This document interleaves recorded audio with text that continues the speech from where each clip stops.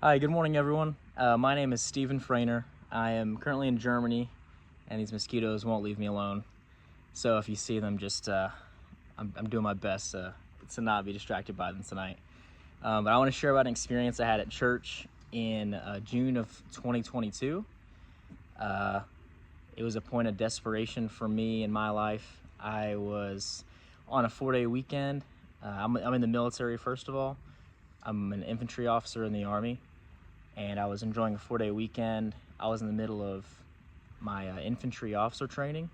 I was towards the end of that course, and I had just gone through basic training and officer candidate school, and I was then in that training, and so it'd been almost a year straight of Army training, and deep down, I was feeling very hopeless.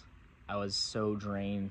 I was drained emotionally. I felt like empty. I just felt nothing inside. And that was the first time, and really the only time I've ever felt like that in my entire life. Maybe you guys can relate. Maybe there was a point in your life where you literally felt like nothing. Like there was just nothing there. So I needed a touch from God that morning more than ever. So the sermon was awesome. The pastor, a great pastor. The worship was amazing. And then after the service, I still felt like I need something. So I just kept looking at the altar, and I just asked my dad, "Hey, can you come pray for me at the altar?" So he went down and we prayed. My aunt took actually a picture of us praying. I could send it to you. Yeah, I was pleading to God, like, please let me see the light at the end of this. It seems like it's been going forever, and I felt in my heart God just saying to me, "Hey, just Stephen, do your best and leave the rest to me." That's pretty hard advice to follow when you're trying you feel like you already are trying your best, but sometimes you're still falling short. And I took that word from the Lord, and then Hebrews 12 came to mind, like the first few verses, run with endurance the race set before you, looking to Jesus, the founder and perfecter of our faith, who for the joy set before him endured the cross. That verse became my anthem. Jesus endured way more than we'll ever have to endure, and he did so willingly, completely sacrificially. It doesn't matter what situation we're in or how we feel inside, because the God that we worship, the God of the Bible, is faithful, and he never changes, despite our changing circumstances and our emotions that flip-flop day to day. He won't bring you to a challenge that he won't bring you through. He's faithful in every aspect. And the church is vital, because we as Christians, we are called to live this life together, to share our struggles and our battles with each other.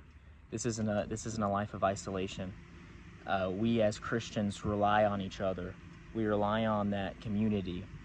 Church is a fellowship of believers, and I really don't believe that Christianity would exist in isolation ever. It is, as a community, we're strong. As a community, we keep our faith.